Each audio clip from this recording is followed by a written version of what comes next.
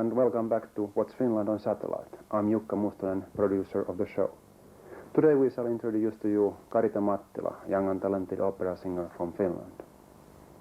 We made this interview at her home, which is in western Finland, near Turku in Perniä.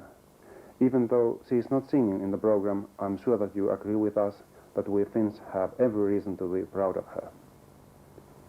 In our Finns on Satellite section, we present to you Miles and Randy Hamill from USA and their Finnish friends. It was Miles who wrote to us after our March program, and now you are going to see what happened after that. Hello, hyvää päivää, and welcome to Finns on Satellite. My name is Miles Hamill, and I live in the United States, in a very small town called South Royalston, Massachusetts. But right now, my husband and I are visiting in Tampere, Finland, to see our relatives and our friends. But first, I'll let the managing director of the Tampere Chamber of Commerce, Matti Hokkanen, also a member of Finnish Parliament, welcome you to the city of Tampere. Tampere, the second biggest city of Finland, is located about 100 miles north from Helsinki. The population of this city is nowadays 170,000 inhabitants. As the city was built up around the 18 meters high waterfall of Tammerkoski, it has been a very highly industrialized city. Tampere has been the center of textiles, forest and metal industry. Nowadays this city is a center of new architecture, new technology, high education and international meetings. I welcome all of you to visit our city. Well, the reason why I'm talking here is in our backyard. We have our own satellite dish. But I'm sorry to say I'm not a good photographer, and my dog Pinky is showing his back to us. The only excuse is that it's sometimes difficult for me to know which end to put the food. Anyway, it happened one night as I was watching Scandinavian highlights from Tempo Satellite Channel. Finland was on the air once again. For a long time they didn't have a show about Finland, so I didn't hesitate to write to Finland on Satellite to congratulate them for doing so. Besides, I had a very special reason for writing. My husband and I were about to go to Finland. In my letter, I wrote that I even call myself a Tamperelainen. What a beautiful city, just small enough to get to know it intimately. And we have visited Tampere quite a few times, as my cousin Rei Hiltunen and her husband Kari-Matti, Kappa, they live there. They have their own apartment about 10 minutes drive from the center of the city. Rei is 33 years old, and she's taking care of 3 beautiful children. Kappa is also 33, and by profession, he's a surgeon. They're our best friends in Finland. But back at home, people ask us, haven't you seen Finland enough already? Why are you going back one more time? But during the years, we've learned to love the Finns. Each time we are here, we're also so amazed about the progress Finland has made. From the airplane, I brought the Finnair's Blue Wings magazine, but it was Reija who found in it an article about Pertti Palmroth. Pertti Palmroth has been long among the best-known women's shoe designers in Scandinavia. His shoe factory is also in Tampere, so my cousin Reija had the possibility to take me there to the showroom at the factory. PP, as they call him, has pioneered modern women's boots. The boots have been their leading product for 25 years. All these years, the Boot King has concentrated almost exclusively on women's shoes. Exports account for 80% of the Palmroth's output. During the years, PP's work has been recognized by many people. And for instance, here are the King and Queen of Sweden visiting the factory. It's no wonder that they call Palmroth shoes the Rolls-Royce of footwear. The biggest market is Scandinavia, but substantial quantities are brought to Central Europe, North America, and also Canada.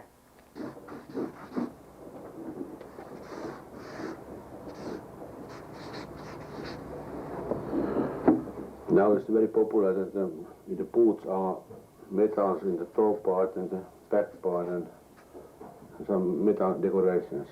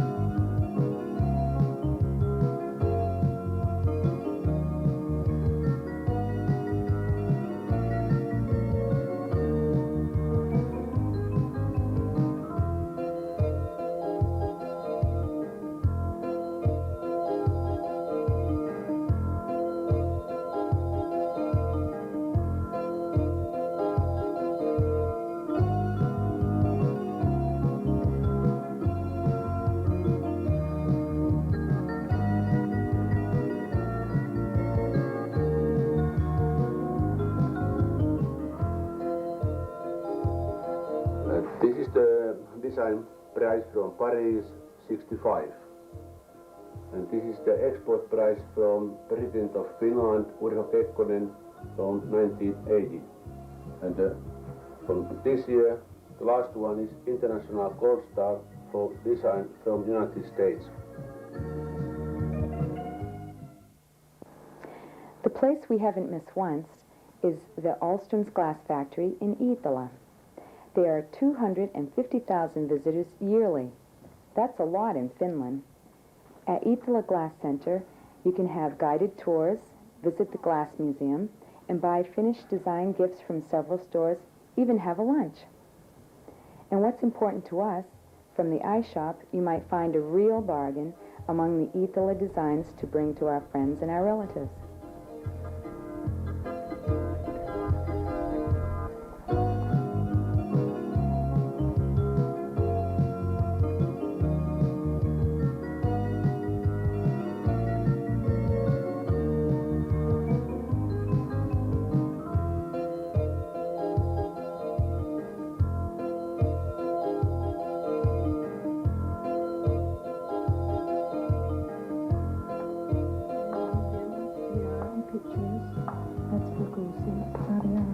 Probably collect that, don't you? Yep. It's one of my favorites. Yeah.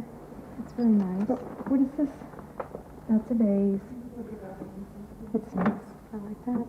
Let's see. Oh. So heavy. That'd be nice though, huh? Yeah. This not too bad. Miles like that. Yeah, more like us. Oh, K-Peaks. And beer mugs, yeah, we have similar. These are Ultima Thule drinking glasses designed by Tapio Virkala.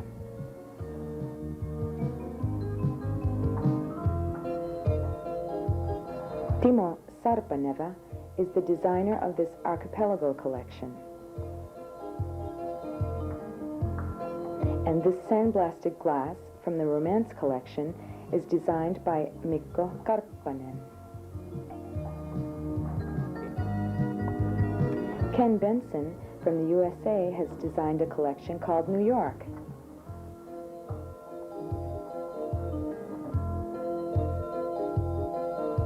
Claritas is an art glass collection by Timo Sarpaneva.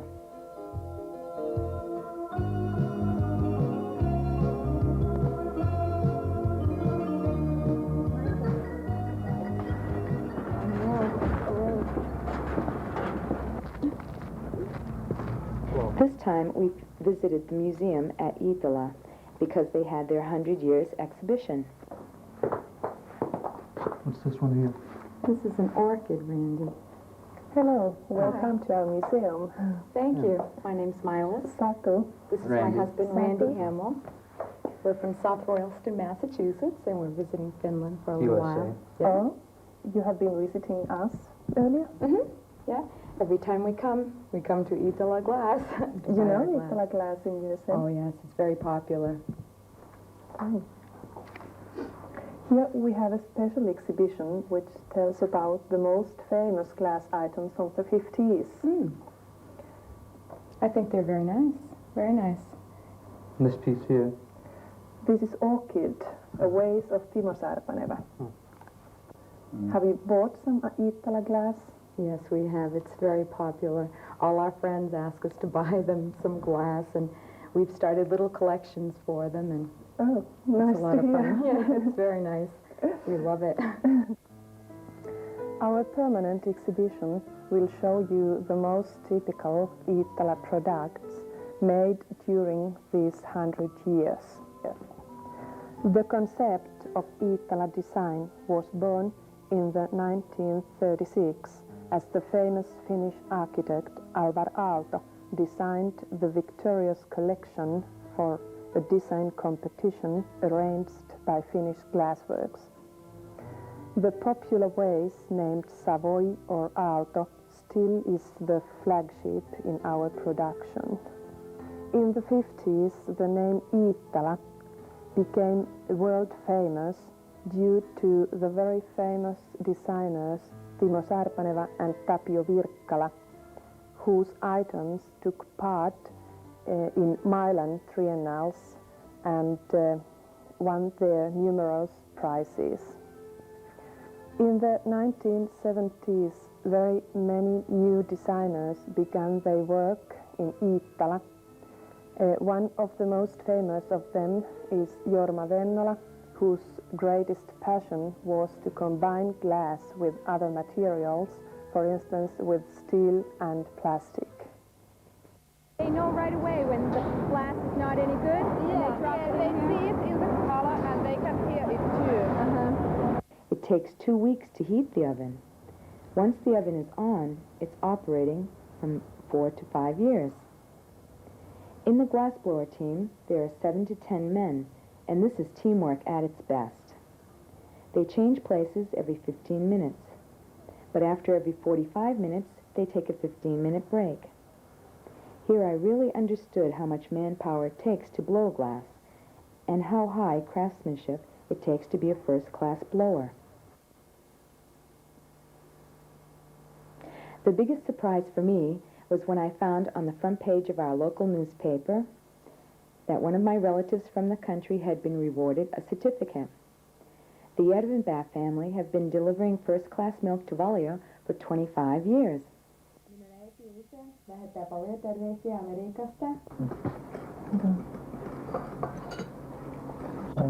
Randy, that's the certificate of excellence that Eero and Erikki and everyone got for their milk.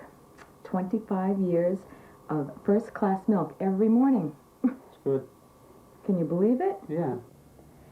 The most important thing is to take good care of the cows. These cows are a special Finnish breed. They're not very common. But the Järvenpääs think that these cows are ideal for feeding and weather conditions in Finland.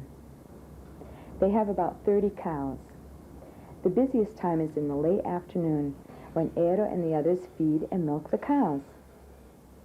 This certificate means that the barn has been in excellent state and therefore the cows have been healthy.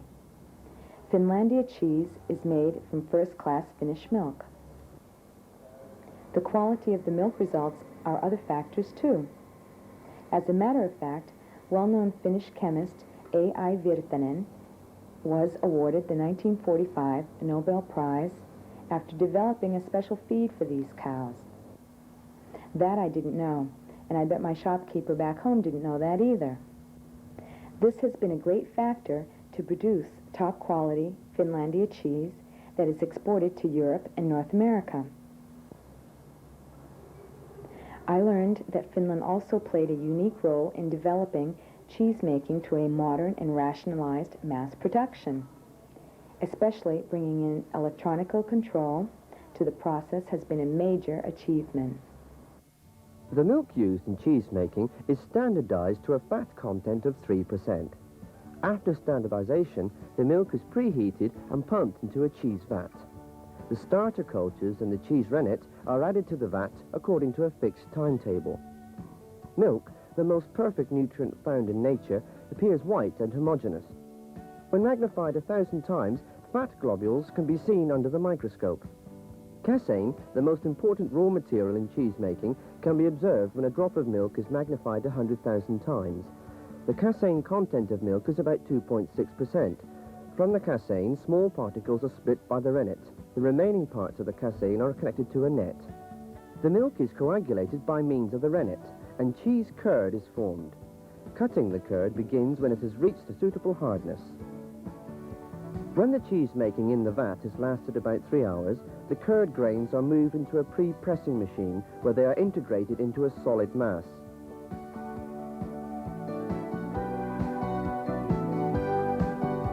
After a few minutes, the cheese is transferred into pressing machines. The cheese is turned intermittently while the final consistency is obtained.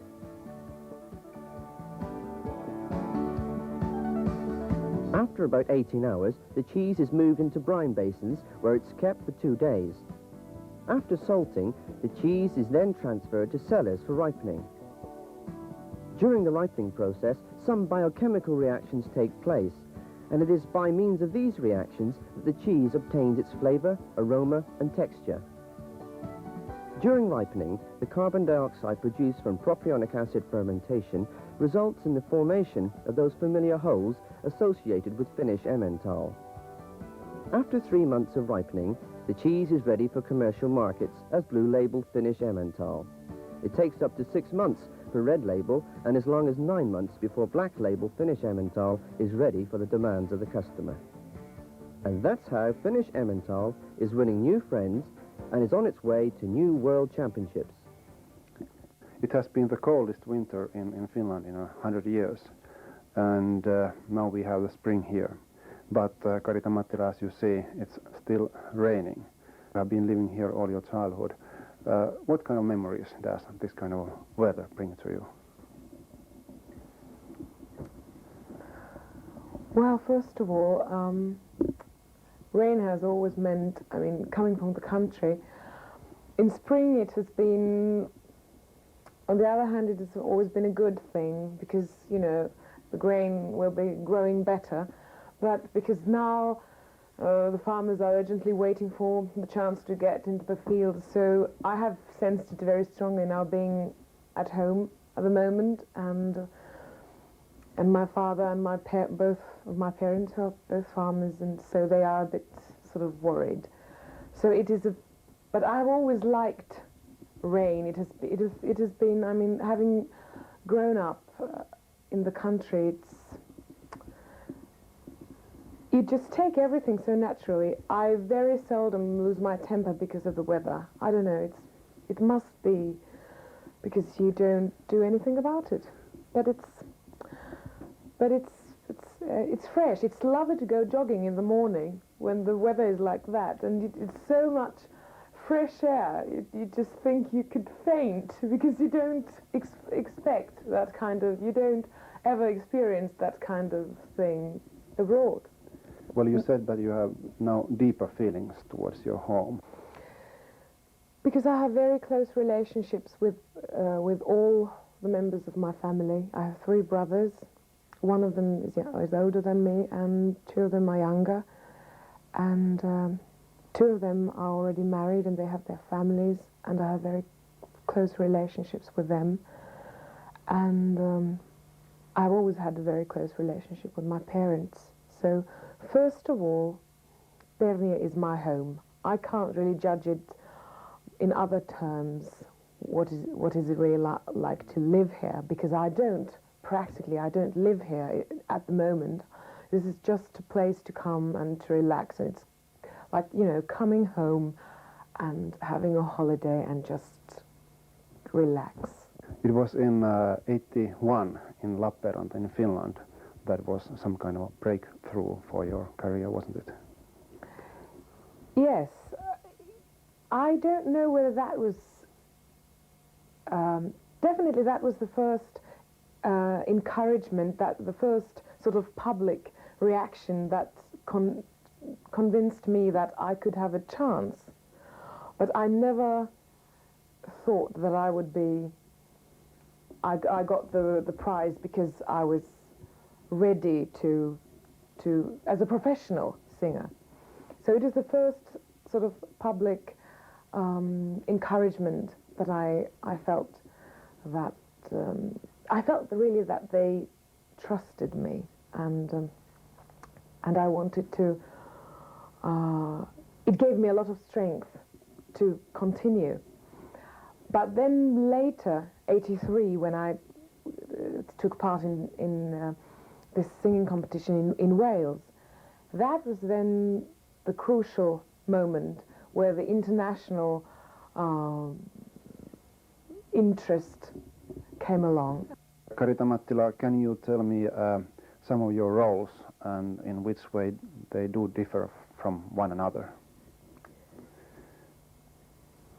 Well, mostly I've done Mozart roles, which include, firstly, well, I'll put them in order.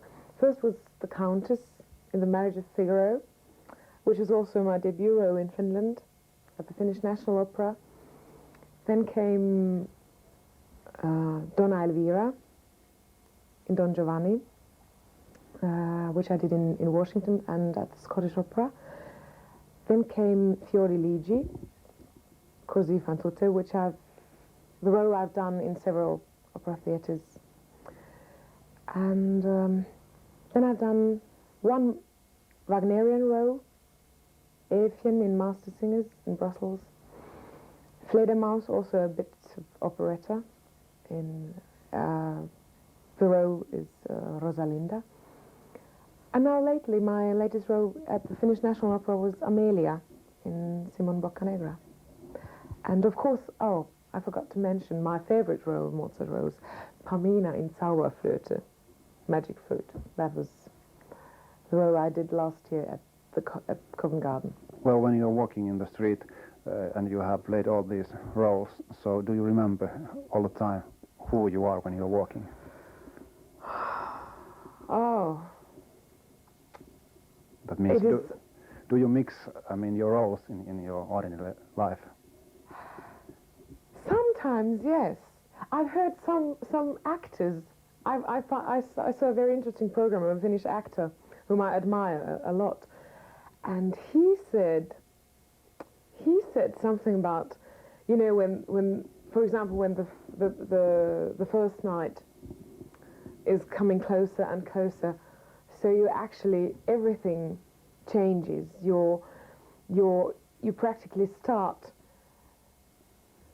even speaking and thinking through the role, your attitude comes through that role, your background in a way changes and it comes from that role. I think it's very common in theatre professions and I think it's an ideal way of, sometimes it can be very taxing because as a person it can be very hard, very tough, very tiring for your emotions.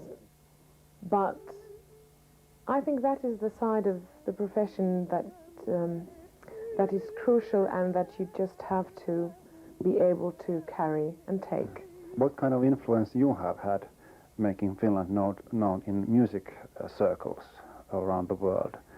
You, I think, have made a better success than the Finland ice hockey team. It's unbelievable to notice that people abroad think that Finland is like a wonderland in a way, in the middle of, how do you say, ice bears and woods and lakes, and there is this folk with so many good. They say, why on earth can a country with less than 5 million people produce so many good musicians, singers, not to mention conductors, and Esa-Pekka Salonen, Jukka-Pekka Saraste, everybody, Paavo Berglund, Okko Kammo, everybody, and they come from Finland, and not to mention all the instrumentalists, and I don't know. I don't know. It's fascinating, but people respect that very much. I think Finland is in a very good favor. I mean, Finland has a very good reputation, and it sort of has kind of this general international attitude, has a kind of exotic touch in it. That Finland is something. The less you know, the more. I mean, the easier it is to create, you know, these kinds of. Well, could you say that Imagine. it's a little bit Finland is like Karita Mattila? Sorry? Could you say that Finland is a little bit like Karita Mattila? I can't answer that. I don't find myself exotic. I think I feel very. Well, what's the secret of your success then? You must be exotic. No, I said I don't trust in good luck. Okay, I have had a lot of luck, of course. I have a very simple attitude towards the gift. I mean, the voice that I haven't done anything about. It's just there, and it must have a meaning. And I've always had a very strong feeling of the fact that it has the feeling that has pushed me into this in a very good way is that I have had the feeling I have to sing. I don't have any choice. As I once had a wonderful conversation with the conductor Esa-Pekka Salonen, and I said to him, I never wanted to become an opera singer. And he said, well, I never wanted to become a conductor. But did we really ever have a choice? He asked.